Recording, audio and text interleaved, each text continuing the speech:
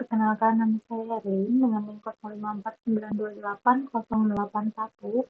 Jadi di sini saya akan menjelaskan tentang program menu pemesanan restoran yang mana ini adalah pengembangan dari tugas 1 ke tugas 2. Jadi sebelumnya saya sudah mengetik kode tambahan ataupun yang harus diganti pada laptop saya karena sebelumnya tugas saya sedang bermasalah, maka dari itu saya akan menjelaskan sambil menyalin dari kode yang sudah saya buat sebelumnya.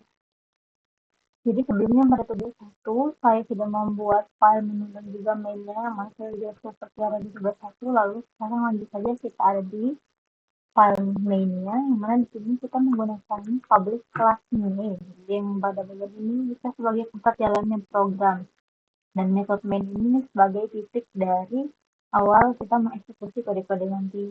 Lalu di sini kita juga menggunakan scanner di mana di sini untuk menerima input dari usernya.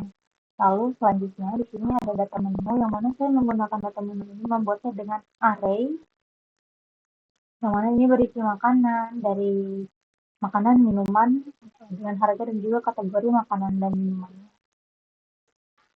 Jadi perbandingan atau perbedaan dari tugas 1 dan tugas 2 ini adalah di mana saat tugas 1 kita hanya bisa memasukkan maksimal 4 pesanan, sedangkan di tugas 2 ini kita bisa membuatnya menjadi tidak terbatas.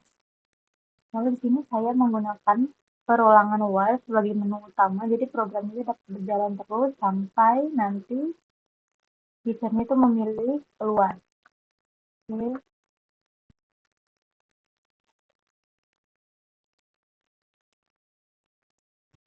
Lalu pada bagian if ini, jika user itu memilih menu 1, maka programnya akan masuk ke proses pemesanan.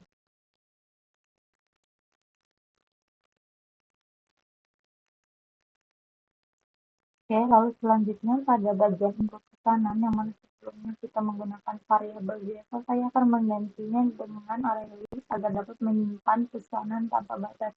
Karena sebelumnya saya sudah mengetikkan kodenya di notepad saya, karena sebelumnya keyboard saya bermasalah, jadi saya akan tinggal menyalinnya dari sini. Ini pada bagian pesanan, sini kita akan menggantinya. Array list.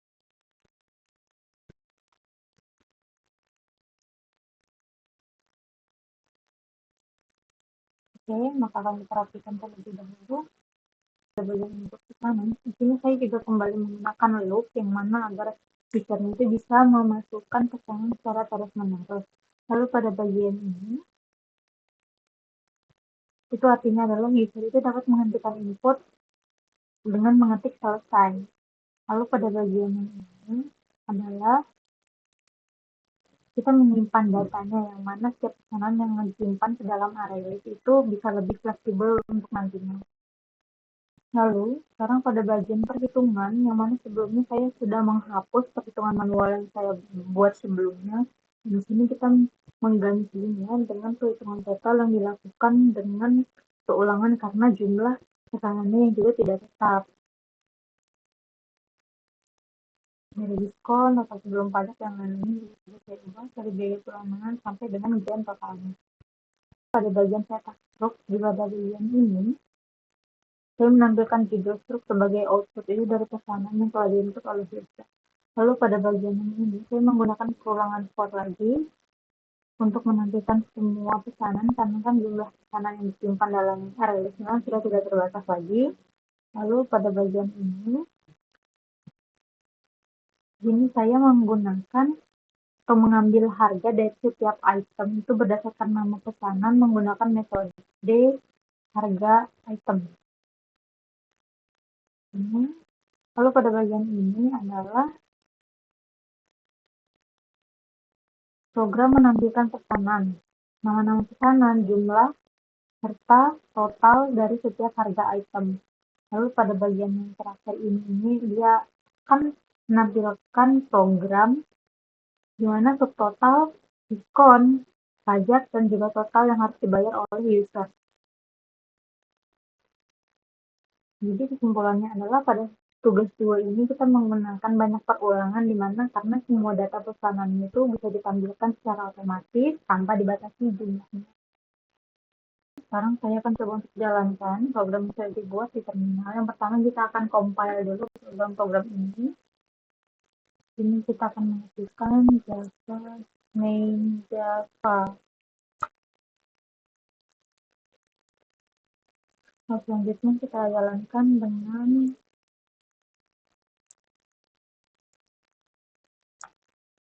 oke, di sini menu utamanya sudah keluar, yang mana kita bisa memilih satu pemesanan dan melakukan pemesanan terlebih dahulu. Untuk daftar menunya sudah keluar di sini. Yang sebelumnya kita sudah buat menggunakan array list juga. Di sini saya akan coba untuk memasukkan pesanan itu lebih dari 4 karena tugas satu sebelumnya kita hanya bisa memasukkan maksimal 4, yang mana ketika 4 pesanan sudah selesai dia otomatis akan mencetak struk. Jadi untuk tugas 2 kali ini kita akan melakukan tidak terbatas atau lebih dari 4 sebelumnya. Jadi saya akan coba masukkan nasi padang 1, goreng 1, es jeruk 2, kopi naik 2.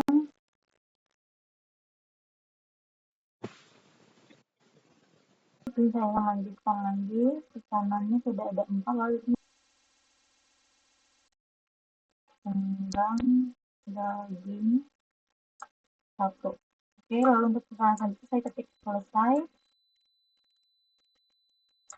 Oke, jadi di sini stoknya sudah keluar, nasi padang 1, 35.000, 25.000, 24.000, 16.000, 42.000. Untuk totalnya itu adalah segini, karena untuk pembelian sebelumnya gimana ketika lebih dari 100.000 akan mendapatkan diskon 10%, maka di sini yang dari 142.000 akan mendapatkan diskon sebanyak 14.200, yang mana dengan pajak dan juga total terakhirnya adalah di sini. Oke, lalu ketika sudah selesai, di sini saya akan coba keluar lagi. Oke, ini untuk tugas 2 ini sudah selesai, di mana di sini untuk pesanannya jadi tidak terbatas. Dari itu, jika ada kekurangan atau kesalahan dalam saya melakukan tugas yang sebelumnya, saya minta maaf karena saya hanya bisa menyalin dari notes saya karena sebelumnya keyboard saya bermasalah. Maka dari itu mohon dimaklumi. Terima kasih. Selamat siang.